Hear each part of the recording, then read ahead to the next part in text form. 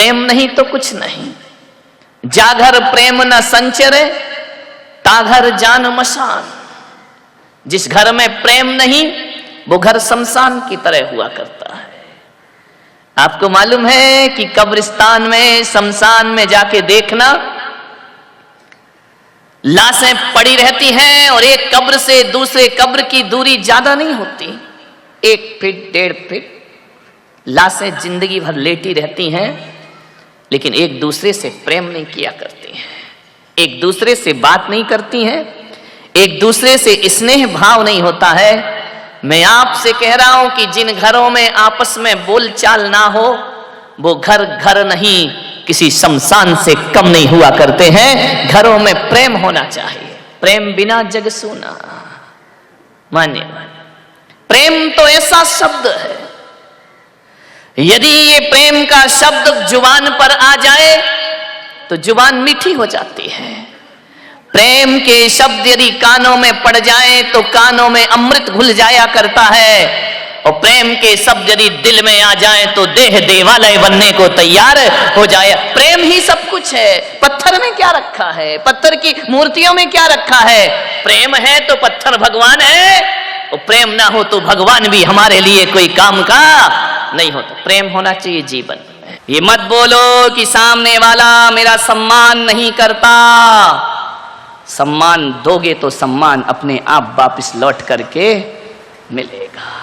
मान्यवर महावीर ने वात्सल्य को चुना, निस्वार्थ प्रेम, बदले में कुछ नहीं चाहिए, मोह विहीन प्रेम, कोई अपेक्षा नहीं।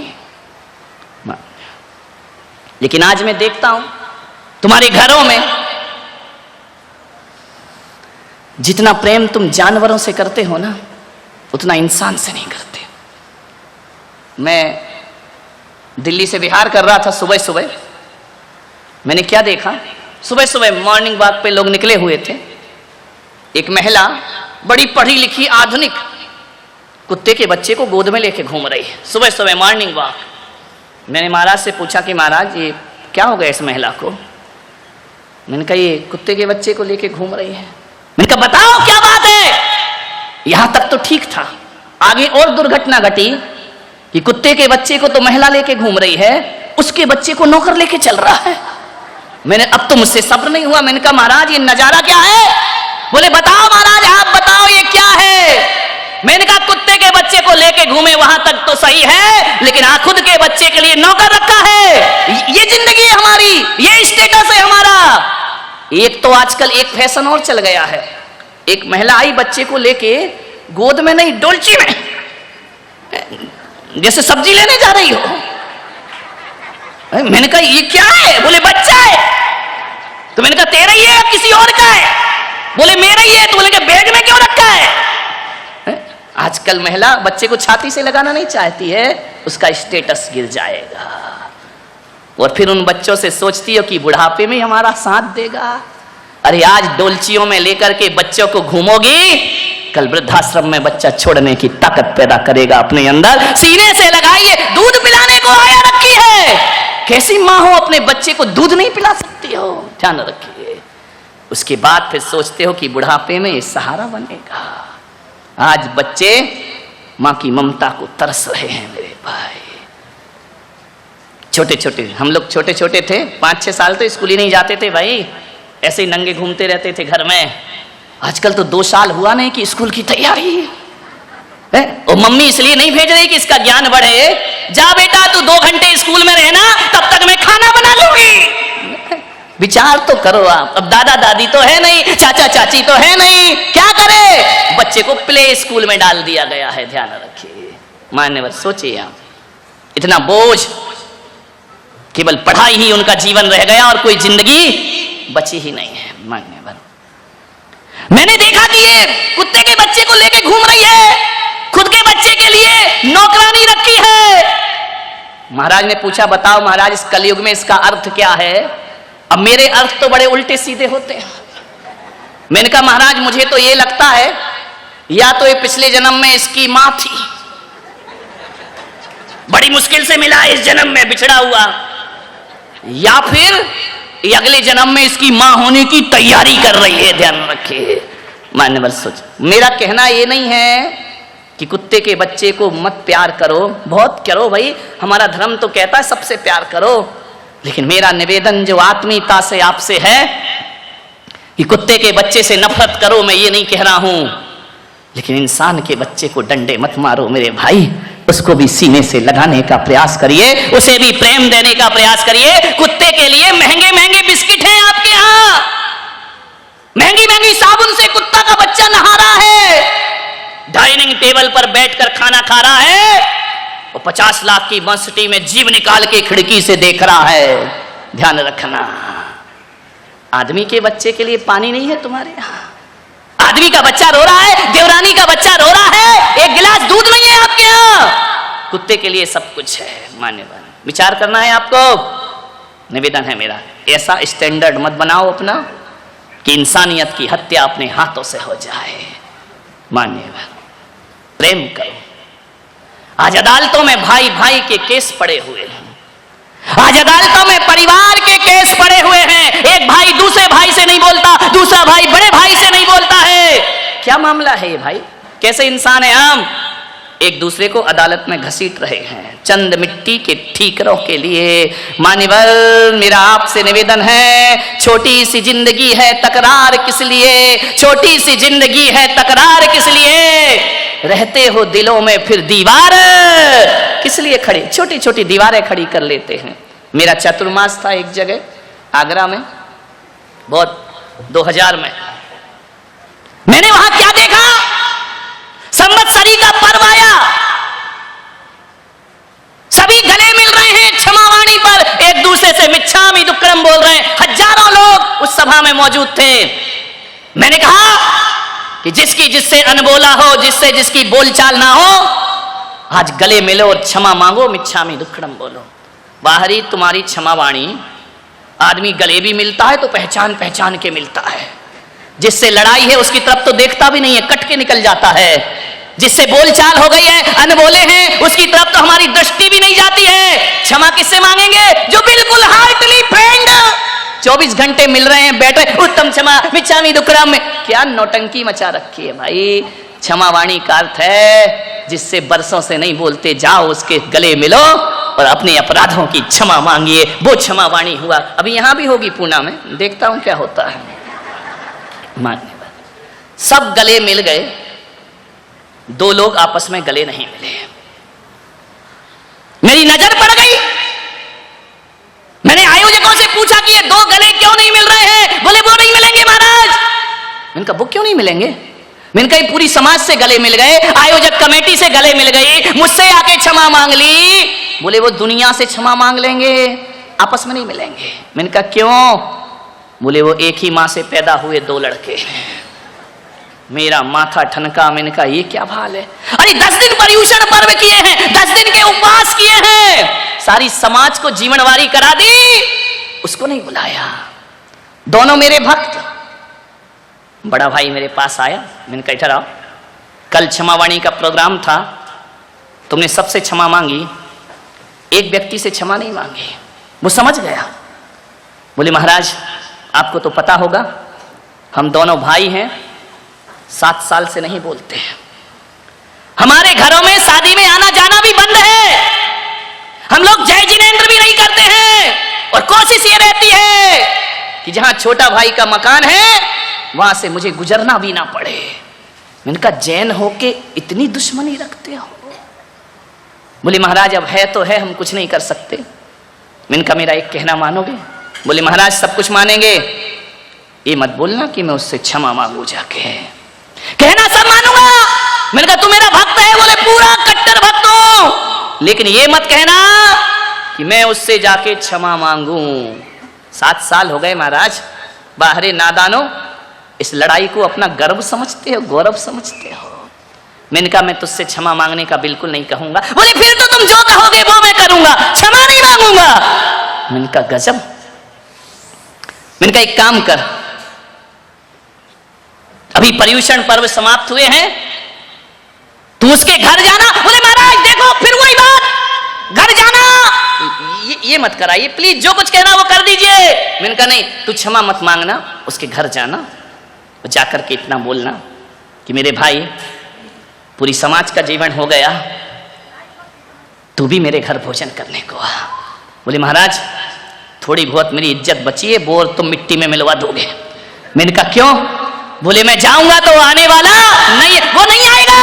मैंने कहा आएगा। बोले नहीं आएगा महाराज, मैं कहता हूं 7 साल से, आप तो अभी 2 महीने आए हुए हैं, मैं 7 साल से जानता हूं वो नहीं आने। मैंने कहा देख तू मेरे कहने से चला जा, जब तुझे भेजना मेरा काम है तो उसे घर भेजना भी मेरा काम होगा। मैंने कहा एक बात बता भाई, 7 साल से तुम दोनों भाई नहीं बोलते, कभी मन हुआ कि बोल लें? आंख भर आई उसकी। मन तो बहुत होता है महाराज, लेकिन बात यहां अटक जाती है कि मैं क्यों बोलूं, गलती तो उसकी है। दुश्मनी का सफर ज्यादा लंबा नहीं होता।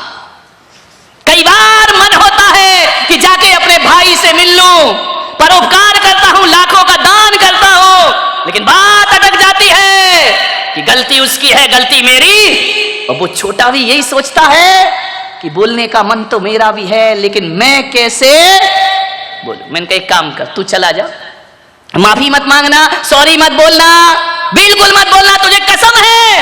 हाँ बोले तब तो ठीक है, लेकिन महाराज यदि वो नहीं आया ना तो इसके जिम्मेदार आप होगे। मैंने कहा मैं केस हाथ में लेता हूं। अब ले लिया तो ले लिया, अब क्या करें, अब सुधारना है। साधु तो उल्टी खोपड़ी का होता है, ठान ले कि सुधारना है तो सुधार नहीं है। मैंने कहा जा उसके घर में। वो गया, बड़े दबे दबे से, भारी भारी पांव से, एक एक पांव ऐसे उठा रहा है जैसे 10-10 किलो के पत्थर बांध दिए गए हों। छोटा भाई लॉन में बैठ के अखबार पढ़ रहा, बड़ा भाई कोठी में गया। पैसे वाले लोग लॉन में बैठकर अखबार पढ़ रहा है। जैसे ही बड़ा भाई पहुंचा, उसने अखबार में से देखा, फिर यूं पढ़ने लगा। बड़ा भाई गया, बाजू में खड़ा हो गया। उसने कहा यार अब तो छाती पे ही खड़ा हो गया आके। उसने अखबार हटाया, निगाह बड़े भाई पर गई, शब्द मौन है, ना बड़ा कुछ बोल पा रहा, ना छोटा कुछ बोल पा रहा। 2 मिनट का सन्नाटा कि 7 साल जिनने एक दूसरे की गली काट करके जिए हैं, आज ये यहां कैसे आ गया? और वो बड़ा वाला सोच रहा मैं इससे क्या बोलूं। दोनों खड़े हैं असमंजस में।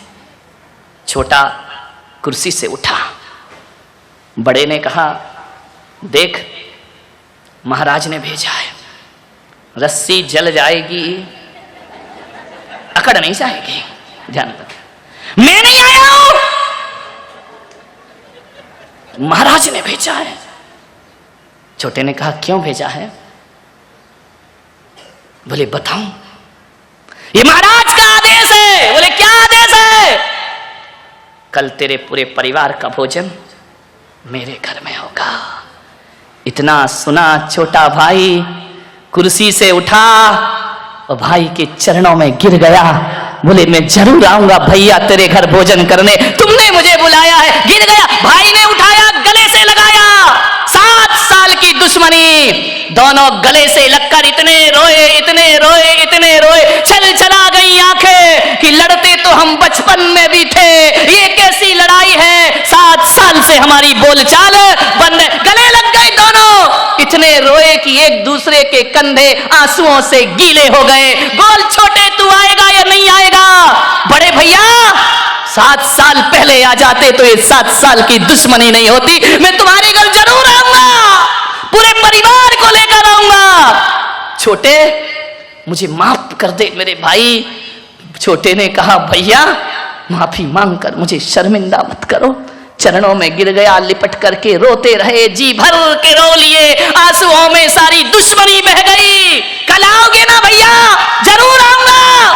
महानिवार कहते हैं दूसरे दिन वो परिवार उनके यहां भोजन करने के लिए गया। छोटे ने कहा भैया 7 साल बाद एक थाली में बैठ करके हम खा रहे हैं, तरस गई थी आंखें, तरस रहा था दिल, मन तो मेरा कई बार करता था कि बोल लो, लेकिन बस छोटी सी बात में 7 साल की दुश्मनी।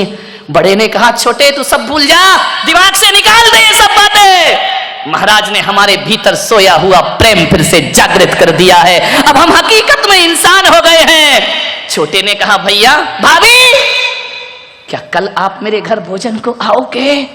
उसने कहा जरूर आऊंगी देवर जी, हम तो बरसों से इंतजार कर रहे थे। मान्यवर 7 साल की दुश्मनी पल भर में खत्म हो गई, थोड़ा प्रयास तो करो मेरे भाई, प्यार से हाथ मिलाने का प्रयास तो करो। ये दुनिया बहुत अच्छी है, खराब नहीं है, ये रिलेशन बहुत अच्छे हैं, एक कदम तो बढ़ाओ। ये सोच के हम रुक जाते हैं कि हम क्यों बढ़ाएं, वो क्यों नहीं बढ़ाता है। मान्यवर दोस्ती हो गई। मैंने दोनों को बुला के पूछा कैसा लगा?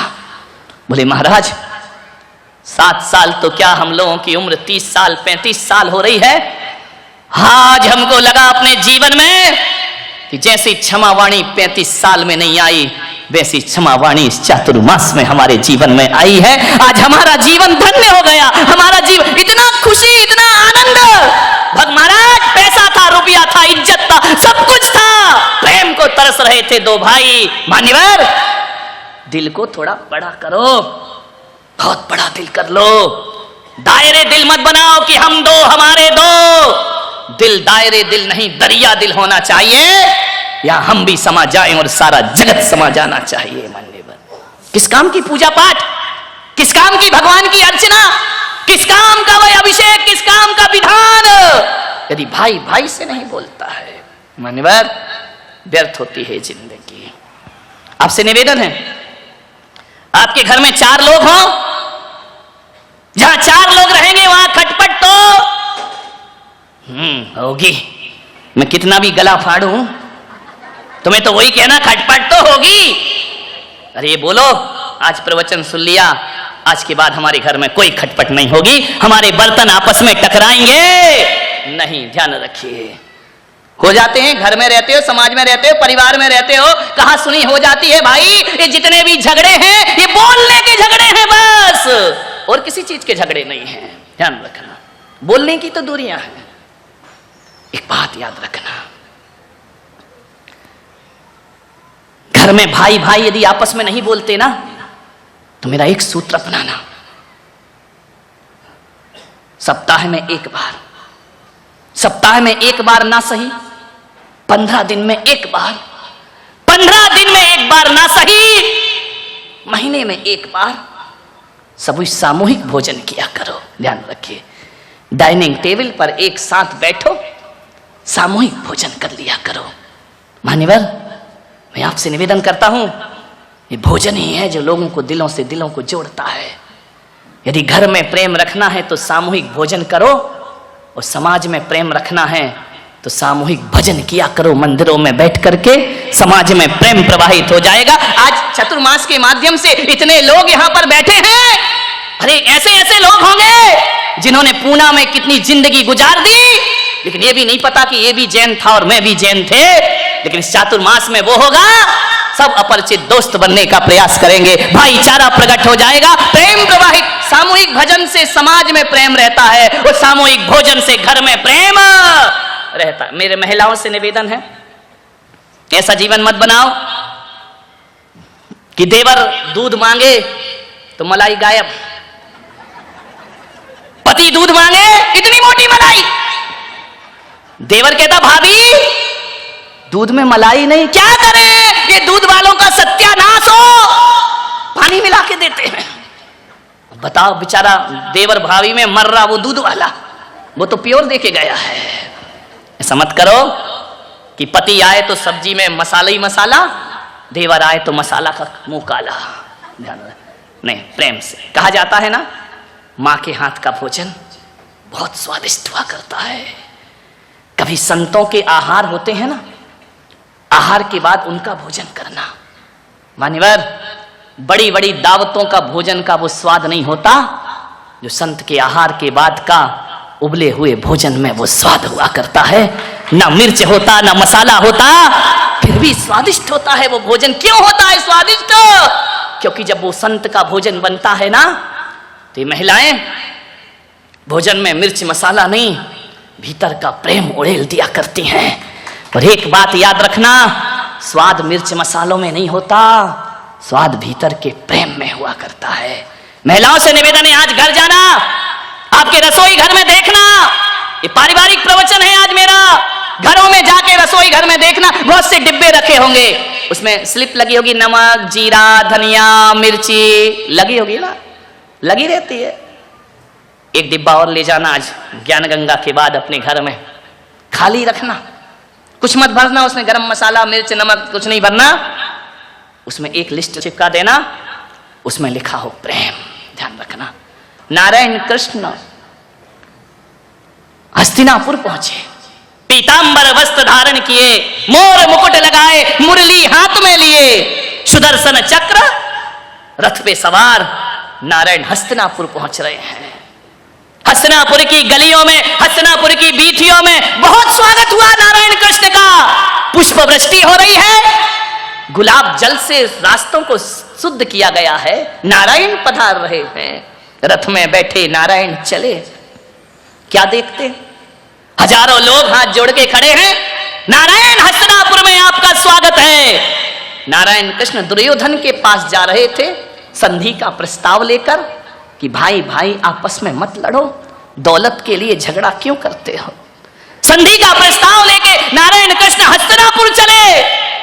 जैसे ही चलते गए, एक झोपड़ी का दरवाजा खुला, उसमें से एक गरीबनी ने झांक करके देखा, मधुसूदन जा रहे हैं, नारायण जा रहे हैं, कृष्ण जा रहे हैं, गोविंद जा रहे हैं। उसके मन में आया, कृष्ण की नजर पड़ी उस पर, मुस्कुरा दिए। उस बुढ़िया ने देखा कृष्ण मुस्कुरा दिए मुझे देख करके, उसके मन में आया कि कभी ये पाहुना बनकर मेरे घर आएंगे। अरे ये क्या आएंगे, ये द्वारकाधीश, ये हस्तिनापुर के महलों में ही जाएंगे। कृष्ण मुस्कुराए, रथ आगे बढ़ गया। जाकर के दुर्योधन के दरबार में नारायण कृष्ण ने कहा, नारायण दुर्योधन ने कहा, हे मधुकांत, हे मधुसूदन, आपका स्वागत है। कृष्ण ने कहा, स्वागत तो ठीक है दुर्योधन, इस स्वागत मुझे आनंद नहीं दे रहा है, तुम भाई आपस में क्यों लड़ रहे हो। ऐसा करो, पांडवों को एक छोटा सा गांव दे दो, पूरा हस्तिनापुर तुम ले लो, वो पांडव छोटे से गांव में अपनी जिंदगी गुजार देंगे। कृष्ण दुर्योधन ने कहा कि नारायण एक बात ध्यान रखना, मैं हर चीज मान लूंगा, लेकिन पांडवों को एक गांव, मैं तो सुई की नोक के बराबर भी जमीन देने को तैयार नहीं हूं। नारायण ने कहा, समझ जाओ दुर्योधन, समझ जाओ। दुर्योधन ने कहा, कुछ भी हो जाए नारायण, पांडवों को एक सुई की नोक भी बराबर जगह नहीं मिलेगी।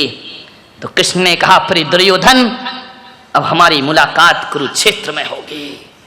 मैं संधि का प्रस्ताव लाया हूं, तुमने ठुकराया है, सर्वनाश निश्चित है तुम्हारा, लेकिन मैं नारायण कृष्ण सर्वनाश के पहले तुम्हें आगाह करता हूं। दुर्योधन दुर्बुद्धि को कुछ समझ नहीं आया, उपदेश दुर्बुद्धियों को कैसे समझ में आएंगे। जिसके सद्बुद्धि हो वो उपदेश ग्रहण करता है, दुर्बुद्धि। दुर्योधन ने कहा कि नारायण अब ऐसा करो, ये तो राजनीति की बातें हो गई, चलो महल में भोजन करते हैं। क्या परंपराएं हमारे देश की थी कि राजनीति की बातें अलग हैं। हमारे घर में कोई आ जाता था, दुश्मन भी आ जाए तो भोजन को पूछा जाता था। नारायण महलों में भोजन करो, मोहन भोग बना है, 56 भोग बने हैं। कृष्ण ने कहा, नहीं दुर्योधन, आज मेरा निमंत्रण कहीं और है। दुर्योधन ने कहा कि मैंने आपकी बात नहीं मानी इसलिए भोजन नहीं करोगे। कृष्ण ने कहा, ऐसी बात नहीं है, राजनीति अलग जगह है और व्यवहार अलग जगह हुआ करता है। आज मेरा भोजन कहीं और है। दुर्योधन फिर कभी मिलेंगे, फिर भोजन करेंगे। क्या लोग थे, पहले का ये जमाना था कि जब हमारे पूर्वज भोजन करने बैठते थे ना, तो आंगन में खड़े होकर आवाज लगाते थे कि मेरी आवाज जहां जहां तक पहुंच रही है और वहां वहां तक यदि कोई भूखा हो तो आए भोजन ग्रहण करे, उसके बाद मैं भोजन ग्रहण करता हूं। क्या जमाना था। शास्त्रों में लिखा है, मुनि को भोजन दे फिर निज करई आहारे। और आजकल तो महाराज को भोजन देंगे बाद में, नाश्ता करेंगे पहले। ध्यान रखना, विचार करना। पहले जब तक साधु का भोजन ना हो जाए कोई अन्न जल ग्रहण नहीं करता था। पहले का जमाना वो था कि लोग सोचते थे कोई आवे तो हम खावे। आज का जमाना ऐसा है कि लोग सोचते ये जावे तो हम खावे। ध्यान रखिए। मान्यता।